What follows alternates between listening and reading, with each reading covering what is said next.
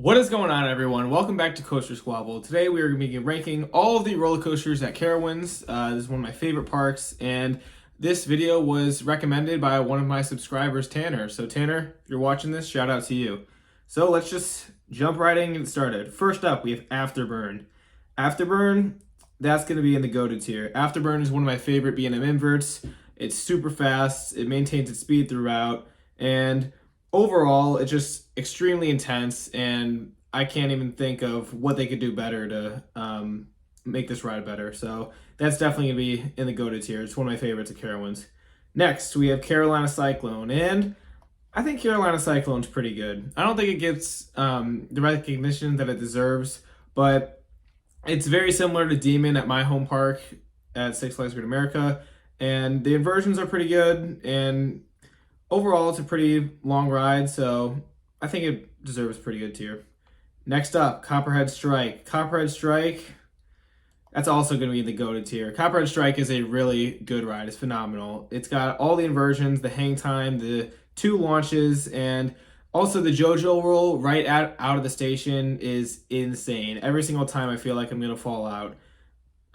Next, we got Fury. Fury, man, the go-to tier is going to be stacked. Fury, that belongs up there too. I actually forgot to do this in my favorite order. So Fury's going to go at the best Carowinds. Copperhead Strike's going to be at second, and Afterburn's going to be at third for now. But Fury is just an amazing ride. It's extremely long, extremely fast. You're up there at 325 feet at 95 miles an hour.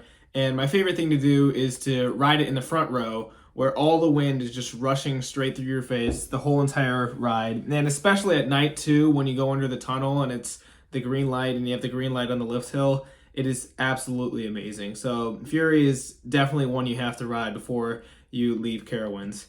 Next up, Hurler. Hurler, I don't know. Hurler's pretty mid to me. It is a good ride, but I wouldn't say it's I don't know. It's just a really boring wooden coaster. It doesn't really do much. The first drop is pretty good, and I do like the first low to the ground turn, but Hurler is just okay to me. Next up, Intimidator. Intimidator, man, I'm just kidding. The Intimidator is awesome. I mean, it's not as good as Afterburn, Copperhead Strike, or Fury. I'd just say the main thing that makes it a little bit worse is that it doesn't have too many elements to it. It's got the drop and the big 3 camelbacks, but because of how spread out they are, I don't know, I just don't really like it as much as Fury, Copperhead, or Afterburn. I'd say it's a mid-tier B&M hyper. I'd still take Raging Bull or Candemonium over it, and even Diamondback and Behemoth, but overall, it's still a really good ride, and one of the mid-tier B&M hypers is still going to be awesome, so that's where Intimidator belongs now. Kitty Hawk, I'm just going to get out of the way, is trash. I mean, the first time I rode it, I think I was maybe 13 or so, and I might have ridden it a little bit more recently, but it's just a headbanger. As slow as it goes, just the turns aren't just they're not really profiled very well, and it's just not very enjoyable.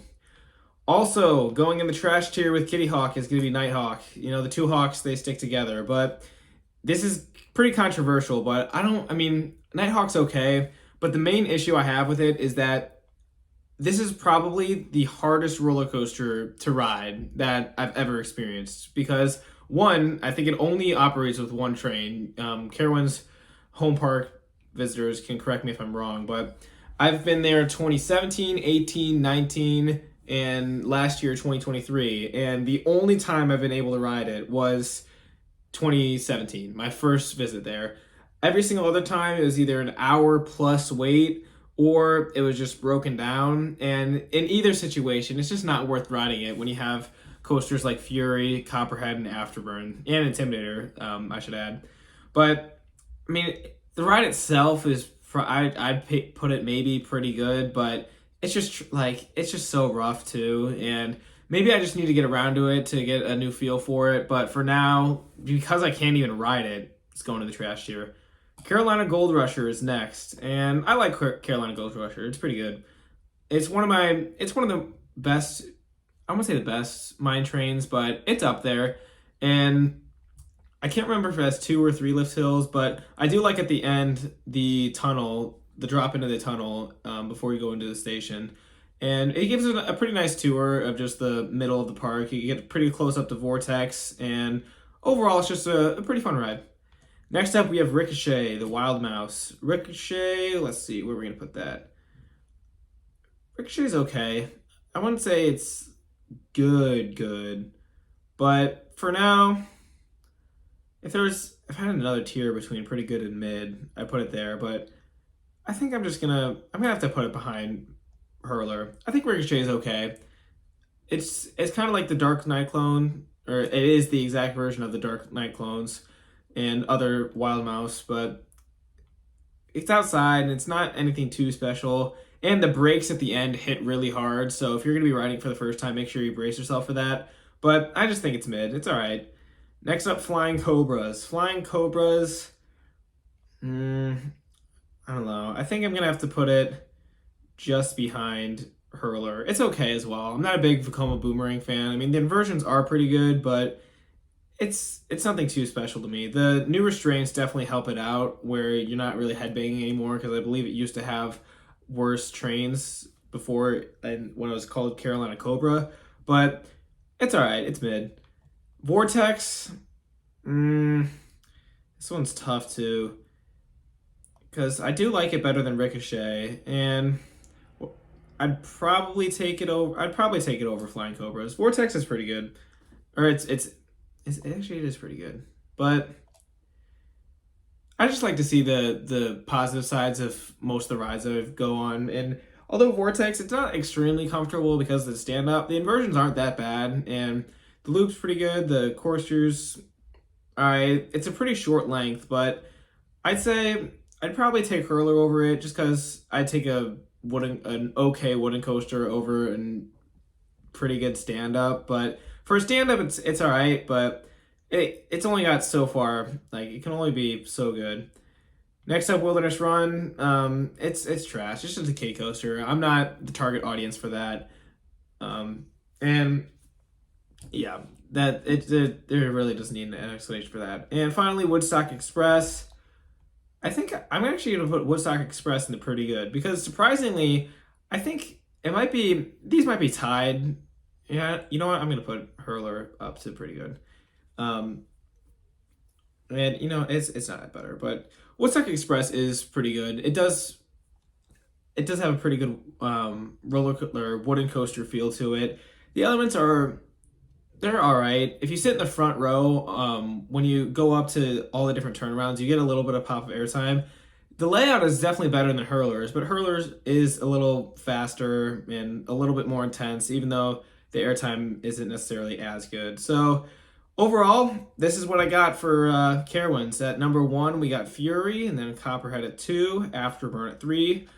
The sole member of the awesome tier is Intimidator at 4, and then the pretty good, we have Carolina Cyclone, Gold Rusher, Hurler, and Woodstock Express. Next, we got Vortex, Flying Cobras, and Ricochet, and then in the trash tier, we have Kitty Hawk, Nighthawk, and Wilderness Run. Actually, Nighthawk's better than Kitty Hawk, so I gotta factor that in. And Hurler is probably better than that. And I like where it is. So that's where I rank up all the roller coasters at Carowinds. Make sure you post down what you guys think about my lists, and if you have any different opinions, because I'd love to hear your input.